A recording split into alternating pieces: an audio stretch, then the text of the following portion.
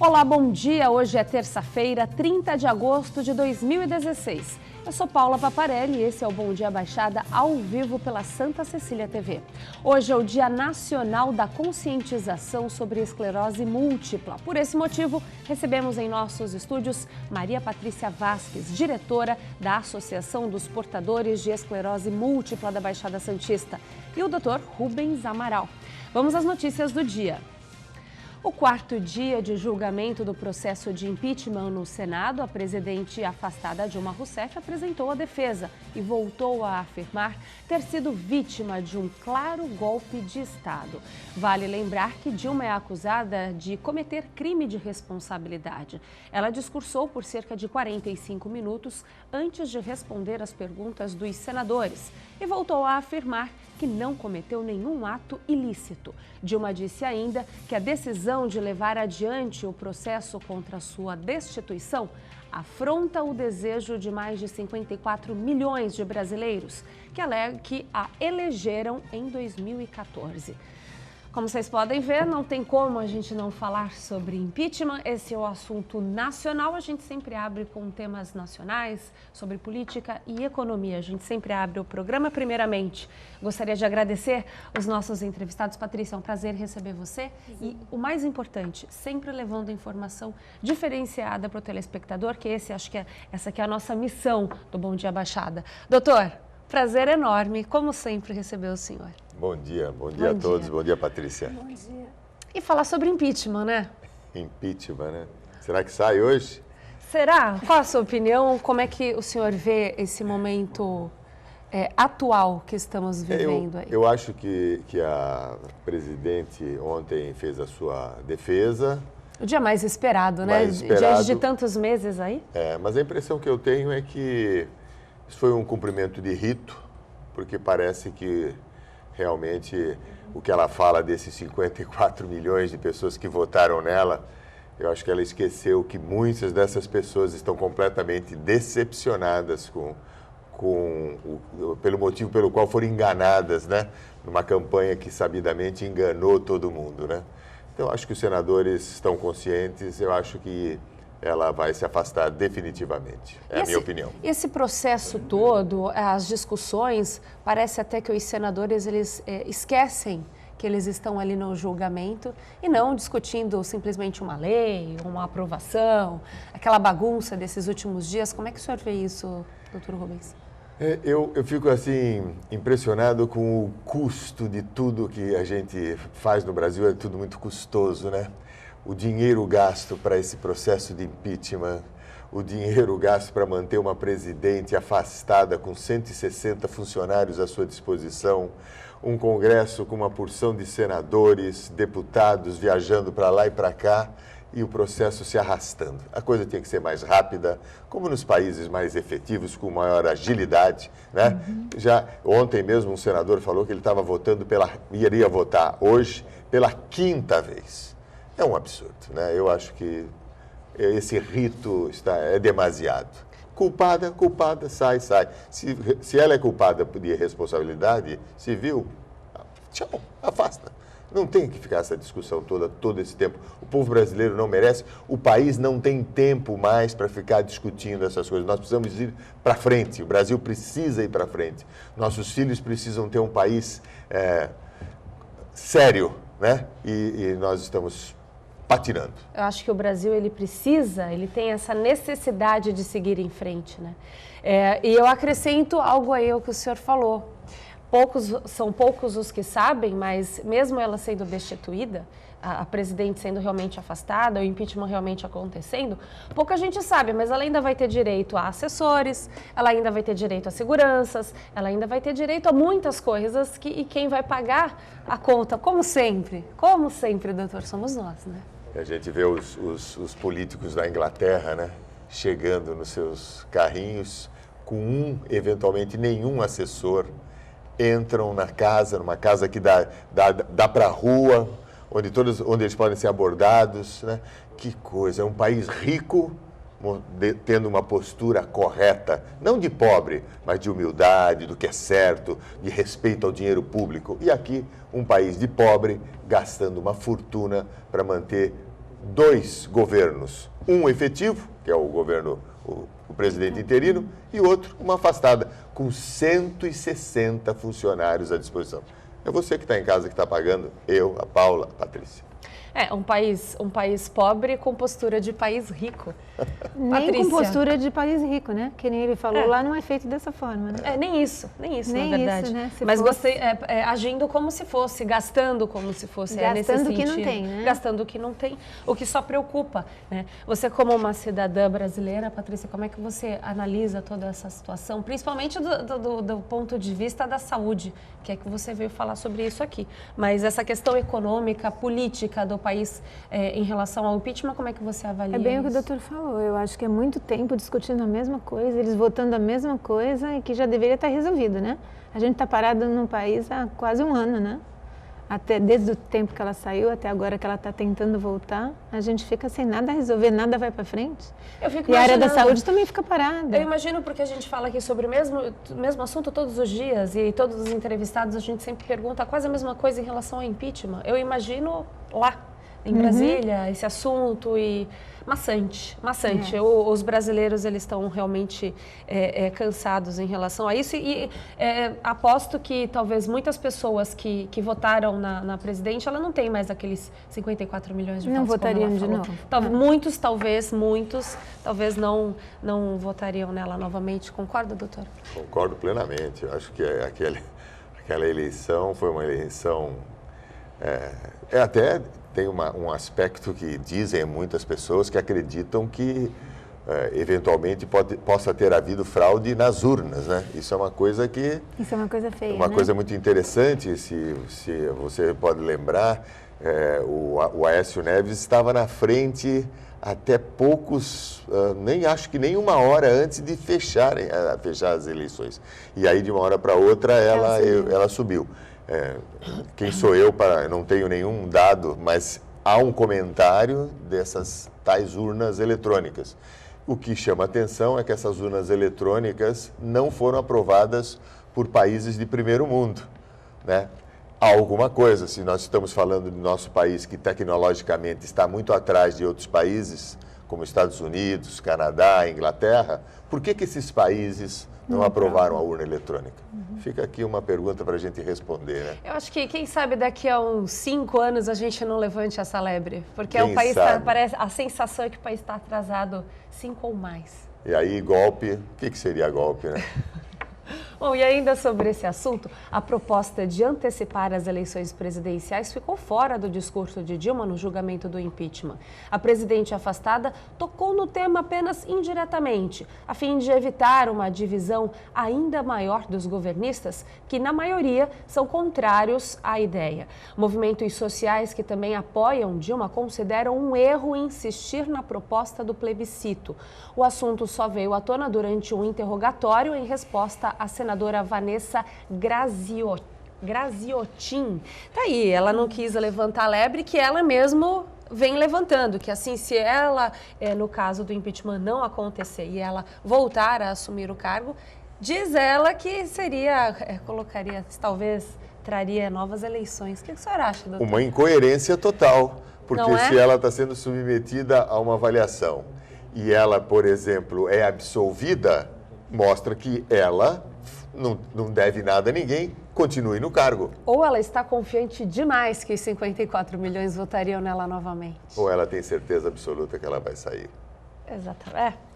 Bom, algum comentário sobre isso, Vanessa? Eu vou chamar o intervalo, desculpa, Patrícia, eu vou chamar o intervalo comercial. Não, nenhum. Eu acho que a televisão já está mostrando, eu acho que já tinha que parar, já tinha que ter acabado isso, né? Está muito tempo. Na verdade, é o que acontece sempre, né? O Cunha demorou para sair, fica sempre essa situação, o pessoal vai levando como uma novela e o povo brasileiro, que já está bem habituado a esse tipo de novela, acompanha. Já estamos um ano assim. Agora, quase, né? também uma outra coisa, só para a gente pensar um pouquinho, por que é que nós ficamos ainda ouvindo a presidente, né? Eu fico impressionado.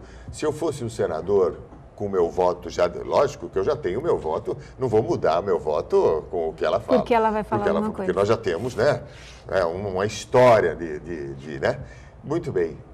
Por que eu fiquei ouvindo a presidente falar? Eu acho que o pessoal estava esperando, a população estava esperando para ver se ela ia chorar ou não. Será? Ah, que absurdo, sabe? Eu não ouviria mais nada, meu voto está definido, não tem mais o que ouvir, né? São senadores também, são esforçados. Concordo que eles são esforçados. Estão piorando a saúde deles, com certeza, porque um momento desse é um momento que eleva a pressão arterial, aumenta o risco de ter um infarto, um derrame. Teve senador que passou mal. Quer dizer, um desgaste total. E por falar em saúde, até a presidente afastada, né? Sim, disse que ela quase morreu 2 vezes, né? Uma por questão da doença.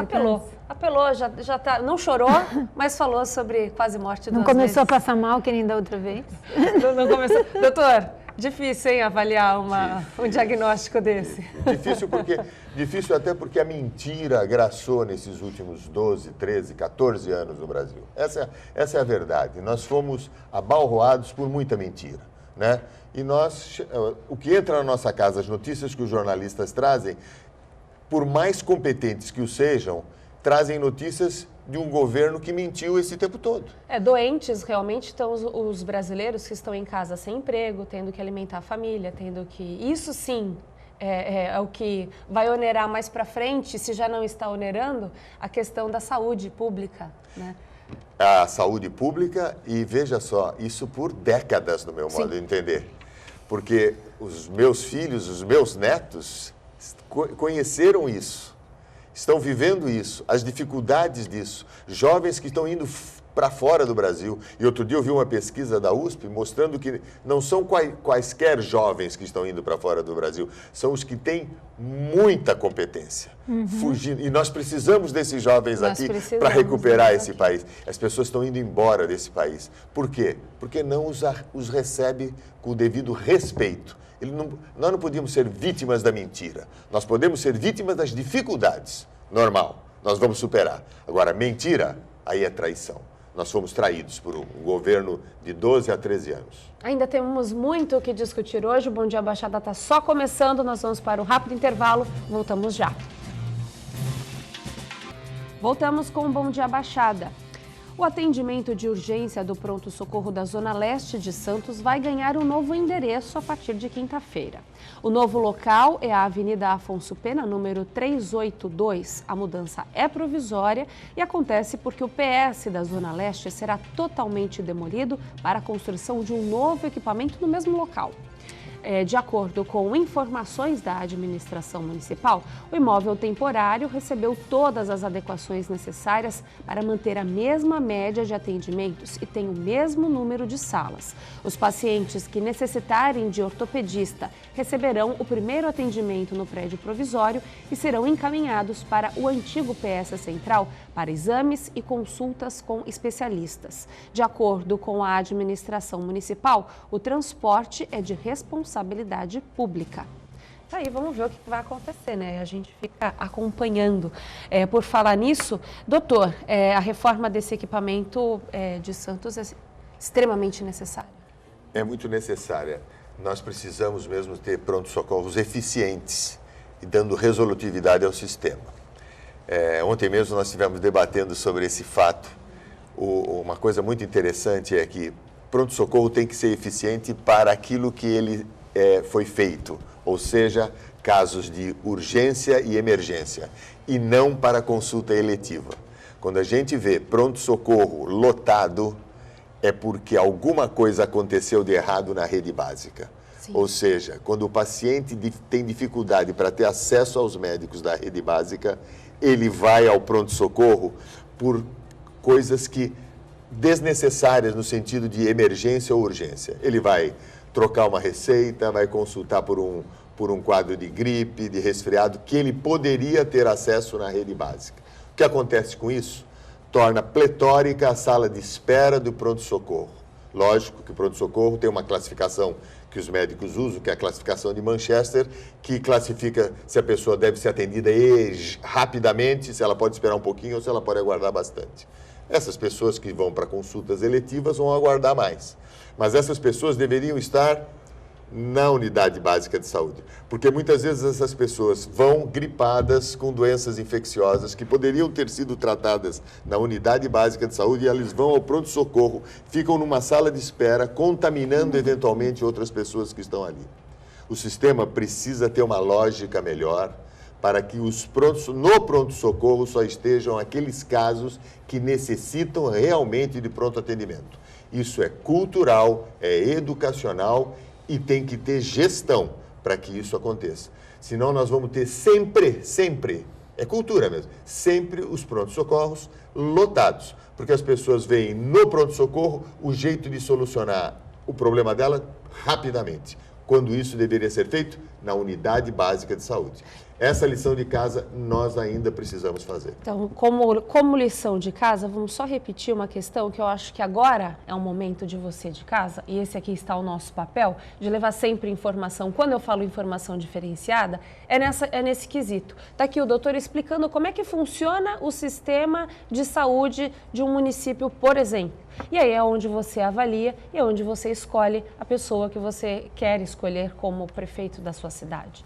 E a gente está falando de uma cidade, de várias cidades aqui da Baixada Santista, né, doutor? Então, primeira coisa, a unidade básica de saúde. Unidade básica de saúde é a pedra angular do sistema. O SUS é um sistema maravilhoso na sua teoria, maravilhoso, absolutamente maravilhoso, mas tem óbvios problemas financeiros, que não depende do nosso prefeito, nem do prefeito da cidade vizinha, não. Depende da federação, depende dos nossos senadores, depende dos nossos deputados que precisam valorizar a saúde como o maior patrimônio do ser humano. Então, como dizia um amigo meu, não pode faltar nada para a saúde. 20%, tem que aplicar 30%, é tudo. Porque sem saúde não fazemos nada. Então, saúde tinha que ser prioridade primeira, junto com a educação, Muito bem. Então, não é culpa dos prefeitos, fique bem claro isso, mas financiamento precisa existir. Agora, a gestão, nós podemos melhorar em cada município, sem dúvida nenhuma. E o Sistema Único de Saúde tem duas portas de entrada, chegada. Entra-se pelo pronto-socorro ou pela unidade básica de saúde. É por aí que uma pessoa entra. Se ela tem um infarto, se ela tem um AVC, se ela tem um trauma, um acidente, ela entra pelo pronto-socorro. Que é emergência. Que é emergência. Ela precisa ser atendida na hora. Perfeito. É para lá que ela tem que se dirigir e o pronto-socorro tem que estar apto para atender essas pessoas. Agora, se ela tem uma hipertensão para fazer controle, diabetes para controlar, doença lombar, atendimento que atendimento de rotina, gripe, resfriado, tanta... puericultura, atendimento ginecológico de especialistas, ela tem que entrar pela unidade básica de saúde e aí ela vai ser encaminhada para os especialistas, caso necessário. Lembrando que a unidade básica de saúde competente, ela pode resolver 70% a 80% das situações. O que alivia o pronto-socorro. Alivia o pronto-socorro, porque se a pessoa, eu tenho uma dor lombar e eu tenho acesso à unidade básica de saúde hoje ou amanhã, essa dor lombar vai ser resolvida. Agora, se eu não tenho acesso, eu não consigo ir, a dor aumenta, para onde eu vou? Pronto-socorro. Pronto-socorro, eu poderia ter ido para a unidade básica. Então, é uma lição de casa que não só nós precisamos fazer, o sistema todo. Até porque Santos, temos que falar, ele recebe nas unidades básicas de saúde muitas pessoas, e nos pronto-socorros, que não moram na cidade de Santos. Esse é o maior problema da cidade. Esse é o problema porque nós somos... Da cidade grande, né? A cidade que recebe o maior número de... E mais competente. E mais competente. Melhor estruturada. Eu repito que eu tenho visto o nosso prefeito falar uma coisa muito importante. Nos momentos de crise, nós... empresários, eu no caso não sou empresário, mas o que faz o empresário no momento de crise? Dispensa funcionários, demite, reduz salários, diminui o número de horas. A prefeitura tem que fazer exatamente o contrário. Tem que melhorar o serviço público, porque as pessoas que perdem os empregos, que perdem salário, vão procurar no Estado, na prefeitura, o retorno, o recurso que elas deixaram de ter. Então, a prefeitura tem que ser, nesse momento, mais competente para dar respostas a um povo em crise. E o Santos, evidentemente, está no Brasil, estamos em crise. Então, a prefeitura tem que ser competente e tem dado respostas para uma população que não é só de Santos, é de toda a Baixada. Vai a 1.700.000 pessoas e não só os 500.000 moradores de Santos. Vai muito além. Patrícia, concorda com o doutor? Concordo. Eu só acho que assim, o pronto-socorro, na hora que você chega lá, você falou assim, uma gripe não tem que chegar. Agora, uma doença autoimune, que às vezes você vai para um pronto-socorro porque você está sentindo uma dormência, você não vai para o neurologista, você não sabe nem para qual ir. O portador de alguma doença neurológica, seja ela qual for, ele vai para o pronto-socorro por quê? Porque ele não sabe para que área ele vai se dirigir. Então, aí eu discordo, porque ele tem que ir para o pronto-socorro, ele não sabe para onde ele vai. Então, sim, o pronto-socorro tem que dirigir ele. Aqui você não vai conseguir resultado, você vai para tal lugar. Mas ele vai para o pronto-socorro e vai sobrecarregar o pronto-socorro. Então, se ele tem uma doença, como eu falei, se ele está se sentindo com uma doença que ele não sabe o que é, a entrada, neste caso, sem emergência, que não é uma emergência, a unidade básica. Às vezes é uma perda de visão, às vezes é uma perda de movimento, é uma emergência. Aí virou emergência. Sim. Então, nós não estamos falando de uma doença, estamos falando de um quadro emergencial. Se ele perdeu a visão agudamente, se ele perdeu a fala, se ele teve dificuldade para se movimentar, pronto-socorro. Pronto-socorro. Se ele está sentindo algum sintoma que ele não precise desse pronto-socorro, a entrada é pela unidade. Para ele saber qual é o médico que ele vai se dirigir. A investigação da doença vai ser feita na unidade básica de saúde. Isso. O pronto-socorro só vai tratar do sintoma momentâneo do paciente. Não vai, provavelmente, em muitas situações, não vai fazer o diagnóstico definitivo. O próprio pronto-socorro, nesse caso, ele envia para a unidade básica de saúde de volta. Eu acho que o objetivo da gente estar abordando esse assunto é justamente esse. Sempre fica uma dúvida de como exatamente funciona, por mais que a gente saiba, é assim que faz. Tá? Sempre tem uma dúvida e acho que até a Patrícia está conseguindo esclarecer dúvidas de pessoas aí de casa também com uma questão como essa, né, doutor? Não, e é muito boa a colocação da Patrícia, porque nós médicos também, os profissionais da saúde, classificamos as emergências e muitas vezes as pessoas leigas não sabem essa classificação e nem têm por que saber. Sim. Mas eu gostaria de lembrar a todos nós e a mim como médico que uma aflição numa pessoa, numa mãe, de uma criança que às 3 horas da manhã está com 38, 39 graus de temperatura, que não seria uma emergência porque é uma simples amidalite, na cabeça daquela mãe é uma emergência. Sim. Então, que ela vá ao pronto-socorro às 3 horas da manhã, receba a orientação adequada e vá para casa. Esse respeito pelo cidadão precisa haver, porque apesar de não ser uma emergência médica com risco de vida iminente, é uma emergência no sentido de esclarecer uma coisa que está acontecendo. Essa criança medicada vai embora para casa. Agora, antes de eu chamar o intervalo comercial, doutor, eu queria uma resposta sua. Assim como o PS da Zona Leste está recebendo essa atenção especial necessária, extremamente necessária, já era tempo, existem outros locais que também necessitam de investimentos como esse aqui em Santos? Bom, nós temos a UPA, o PS Central foi reformado, está a UPA agora na Joaquim Távora. O PS da Zona Leste, esse no Macuco, então vai ser reformado. Vai ser, na verdade, demolido. Demolido e construído novamente. O local é muito bom, é apropriado. E o PS da Zona Noroeste, que eu não sei o que vai ser feito, mas escutei também que vai haver uma reforma. Então, eu acho que nós estamos... É válido. Santos está sempre bem. Válido. Santos está... O sistema de saúde do SUS em Santos é bem montado. Evidentemente que sempre necessita e precisa de melhora, porque é muita solicitação, né? Eu digo que nós precisamos de um sistema resolutivo. Esse tipo de informação assim, nós fazemos 5.000 consultas ao mês, nós damos não sei quantos comprimidos ao mês. Essa informação pode ser boa ou pode ser ruim.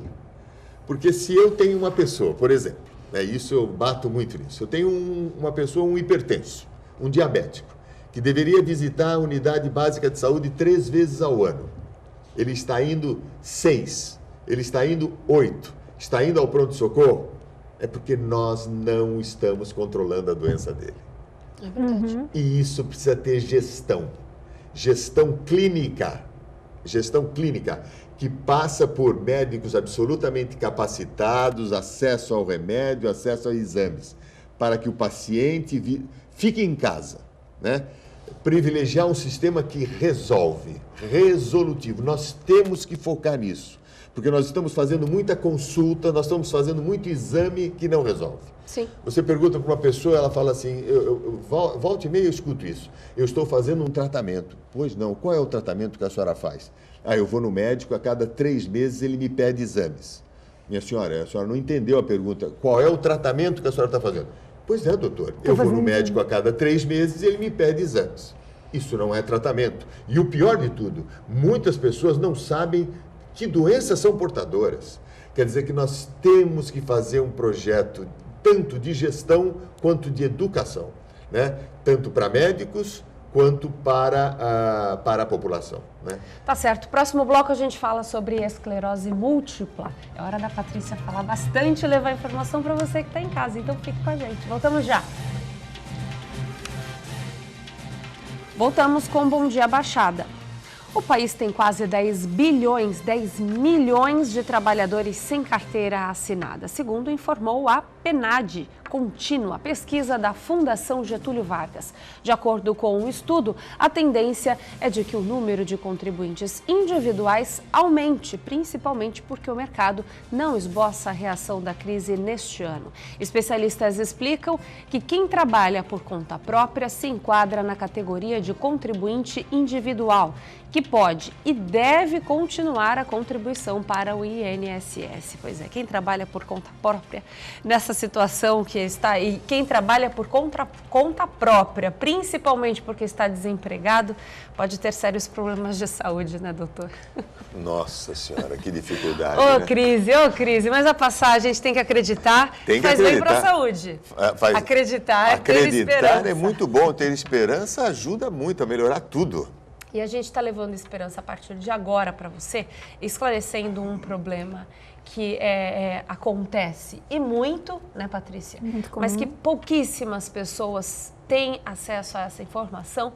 E o acesso ele é fácil, só que basta as pessoas saberem como procurar e onde procurar, que é a questão da esclerose múltipla. Patrícia, agora é a sua vez de ajudar o pessoal que está em casa. A esclerose múltipla é uma doença que ela surge muito calada. Então, ela surge com a perda de visão, perda de mobilidade, perda, amortecimento da face, que foi o meu caso. Amorteceu a face, amorteceu o braço.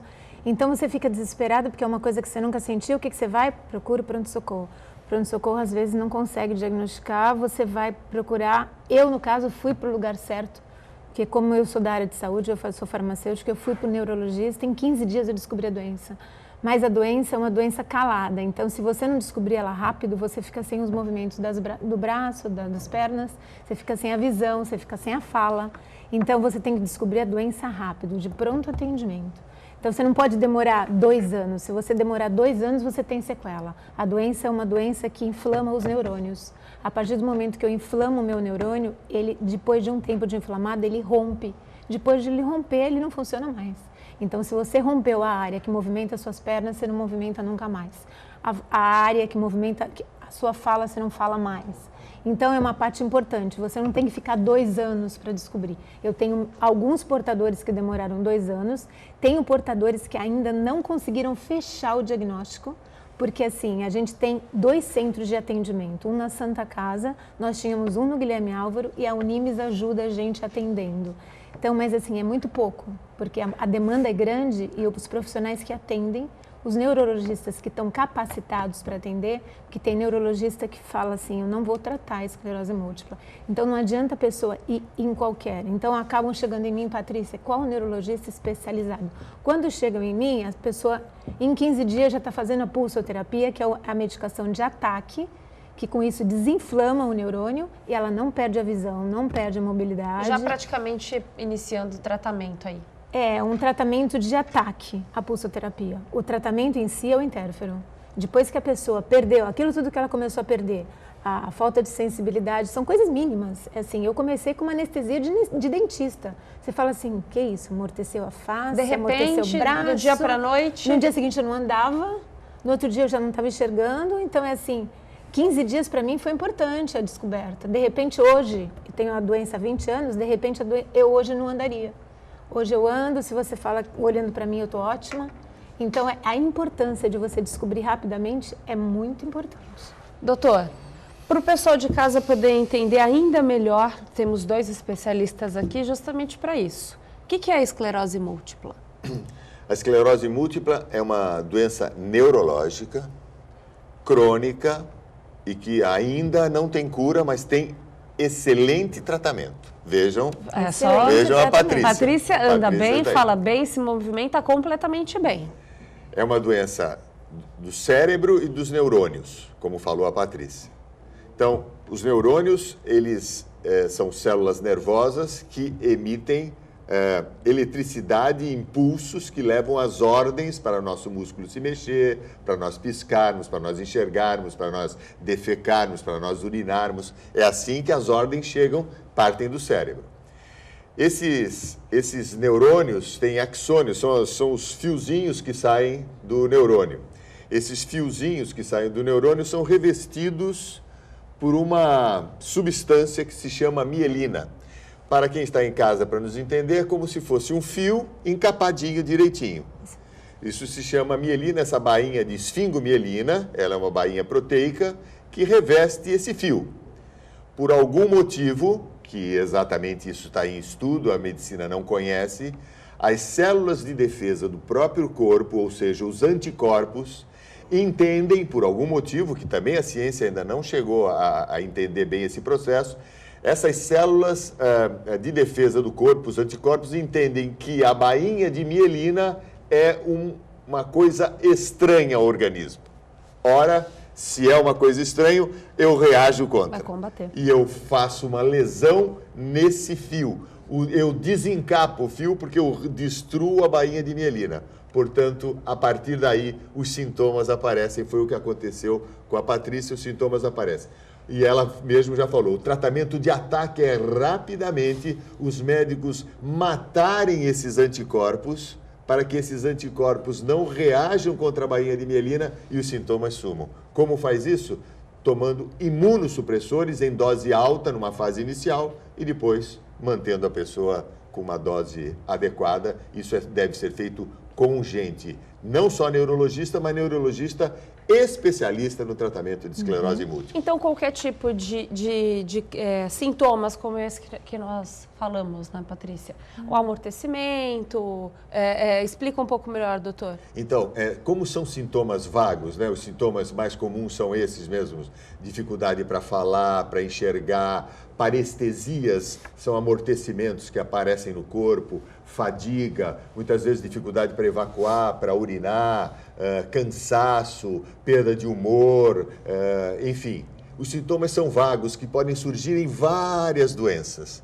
Então, o médico precisa estar atento à queixa. E é o que a gente tem falado em tudo, né? O médico precisa ouvir o paciente. Muitas vezes a Patrícia aqui fora do ar, ela comentou que muitas vezes uma pessoa chega num pronto-socorro e se confunde um jovem. Aliás, essa doença aparece muito em jovem, entre 20, 40, 50 anos, e principalmente nas mulheres. Os homens são menos afetados do que as mulheres. Então aparece uma mulher no pronto-socorro com 25 anos, se queixando de dificuldade para falar e com visão turva, embaçada, ou diplopia, ou enxergando duplamente. O médico fala logo, rapidamente, ela está tendo um AVC, ela está tendo um problema cerebral. Realmente ela está tendo um problema cerebral, mas é da esclerose múltipla. O diagnóstico precisa ser feito com cuidado. Como é que a gente faz? Escutando a paciente, sabendo que esse sintoma já vem há algum tempo, ela vai descobrir que ela já tinha uns 3, 4 meses. Ora, um sintoma de 3, 4 meses não é um acidente vascular cerebral,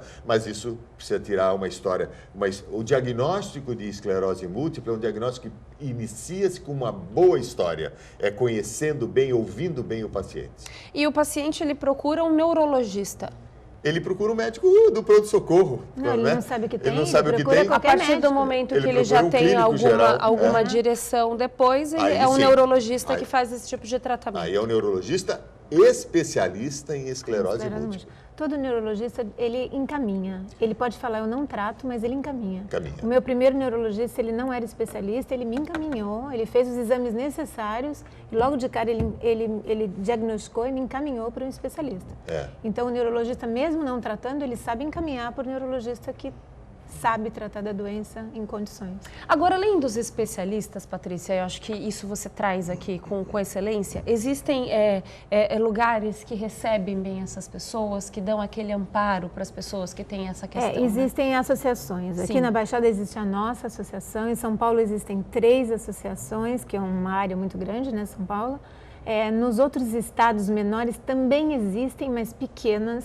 E assim, Santo André é uma nova associação agora. E a gente se preocupa, eu me preocupo muito quando eu descobri... Você está até com a camiseta, né? Estou com a tá camiseta com o cabelo de na hoje. frente agora. Estou com a camiseta de hoje. É porque hoje tem um evento que a gente vai falar no próximo bloco, mas essa é a nossa associação. Então, por que eu me preocupo com isso? Quando eu descobri há 20 anos atrás, não tinha um paciente para me olhar para ele e falar assim... ele está sentindo o que eu estou sentindo. Sim. Então, a nossa associação se reúne todo mês, na segunda quinta-feira do mês. Então, vão 30 portadores, eles saem de lá felicíssimos. Parece que a gente foi numa festa. Não Onde fica a associação? A associação não tem sede, porque a gente não tem verba, né? Então, o Sindicato dos Petroleiros cede o espaço para há esses muitos encontros. Anos para a gente se reunir lá. Então, a gente se reúne, leva médicos que fazem palestras, eu levo oftalmologistas, eu levo urologista por causa da parte urinária. Então, a gente leva e tudo gratuito, porque assim, a associação foi montada com o intuito de ajudar, não com o intuito de angariar fundos. Então, todo médico que eu vou, são médicos que de minha confiança, de alguém que me indicou, então vai lá com a maior boa vontade, prestam esclarecimento, a pessoa sai de lá felicíssima. Às vezes não são médicos, são fisioterapeutas, são fonoaudiólogos, que precisa também. Às vezes a pessoa chega lá com uma dificuldade de falar, eu vou continuar falando com essa dificuldade? Eu acho que é o maior medo das pessoas. Eu vou continuar normal, eu vou continuar com os meus movimentos. E eu acho que o mais importante nessas reuniões, nesses encontros, quando eles chegam lá, de repente, olham para você, eu acho que é como se o telespectador que está nos assistindo vai poder entender, ou a pessoa que tem o problema, falar, olha, ela tem a doença e ela consegue estar normal, sem muitos problemas. Então, eu acho que é uma para mim, se uma assim, esperança. Eu sou a única, não. Tem Sim. muitos pacientes que estão tão bem quanto eu. Vão ter exemplos ali, até é uma forma de motivar o paciente ou o doente, no caso. Não, mas hoje em dia, assim, eu tenho gareado mais pessoas, porque a reunião, assim, no começo eram menos, agora tem 30. Por quê? A pessoa vai lá feliz, sai de lá, ai, como me fez bem vir pra cá. Eu tô saindo outra. Porque só de você conversar e ver que a pessoa... Na outra vez que ela vai andando com mais facilidade. Ela estava andando com dificuldade. Daí eu falo assim, ai, parabéns, você está ótima. Daí ela, você jura que eu estou ótima? Eu falei, lógico, a dificuldade que você veio não é a mesma que você está. E daí hoje ela vai caminhar do Canal 1 até a Praça das Bandeiras com uma facilidade imensa, que não tinha facilidade. Nem sempre os parentes, eles conseguem confortar a pessoa. Os parentes, a gente tem essa dificuldade. Às vezes a gente chama os parentes para as reuniões, eles estão lá, porque eles não entendem. Eles começam a achar que a pessoa está inventando, porque não mostra, a doença não mostra, Sim. né? Então o paciente fala, é frescura, a pessoa não quer fazer as coisas, quer ficar deitada, porque dá uma fadiga imensa, às vezes você quer ficar deitado, né? Mesmo depois do tratamento. É assim, a fadiga é uma característica da doença que é constante. Então você tem que aprender a conviver com ela. Então a pessoa se entrega, fica deitada, daí o paciente fala assim, ai que fresco. Daí eu vou conversar, falo, gente, não é frescura. Isso é da doença, vai continuar tendo, vocês têm que ter paciência. Então a ajuda do paciente é a melhor coisa do cuidador, do familiar, né? É a melhor coisa do mundo. Eu tenho pacientes que faleceram não pela doença, pela falta de cuidado e atenção do familiar. Então, isso aí é triste. Porque eu vejo assim, eu não posso ficar cuidando de todo portador. Eu posso dar assistência e fazer a pessoa ficar consciente que vai ficar bem, mas eu não posso ficar na casa dela cuidando dela, né? Eu vou chamar um intervalo comercial, mas antes eu queria até pedir para que algum cinegrafista mostrasse. Existe um folder e existe também um endereço, já estou chamando o break, existe um endereço na internet, existe um telefone, né, Patrícia? Existe. Pode dar esse telefone para a gente agora, que no próximo bloco, que é o último que vai encerrar o programa já, a gente vai passar novamente, então você, telespectador, já fique atento que está interessado, no próximo bloco a gente reforça as informações. Endereço na internet, O endereço é www.apembis.com.br. Tá. E o telefone? O telefone é 991-736003. Tá, a gente vai repetir no próximo bloco. Eu vou aproveitar e chamar o intervalo comercial, porque a gente tem um pouquinho mais de tempo para conversar no próximo bloco. Olha aí, tá aí o folder que a gente está falando aqui no programa. É um folder da associação e você entrega isso para o paciente, para o doente que vai te procurar. E tá aí, você já vai ter acesso a essas informações também. Nesse folder, no próximo bloco, a gente também reforça mostrando o telefone e o endereço na internet. Você continue com a gente. Próximo bloco tem mais informação para você. Voltamos já. Voltamos com um Bom Dia Baixada. Doutor, um trabalho como esse da Patrícia é fundamental, é um amparo realmente para a pessoa que acabou de descobrir a doença e está com aquela sensação de desespero de que tudo do pior vai acontecer com ela, porque hoje em dia as pessoas até descobrem o problema e corre para o Dr. Google. E aí vai começar a descobrir, ver tudo que o que não deveria ver, e aí entra em desespero, doutor. É um trabalho importante. Esse trabalho da Associação de Portadores da Baixada Santista da Esclerose Múltipla, que a Patrícia lidera, é muito importante, porque o projeto é um projeto que vai além do cuidado, simplesmente do cuidado do sintoma e da doença. É um projeto de empoderamento do saber. Quer dizer, ela está levando para as pessoas, primeiro, o conforto em sabendo portadores da patologia e sabendo o que é a patologia, o que é a doença, essas pessoas vão se tratar melhor. Segundo, levando a informação para as pessoas, os familiares. Os familiares dão o apoio. O familiar que desconhece a doença faz isso que ela está fazendo. E em outras patologias a mesma coisa. Não valoriza, não ajuda, leva o paciente ainda mais para baixo. E um paciente que não tem apoio e que precisa da sua imunidade no alto para combater a esclerose múltipla, o familiar joga a imunidade lá para baixo. Adoece ainda mais. Então, a associação, juntar as pessoas portadoras para pessoas competentes como a Patrícia e portadora e saudável como ela está.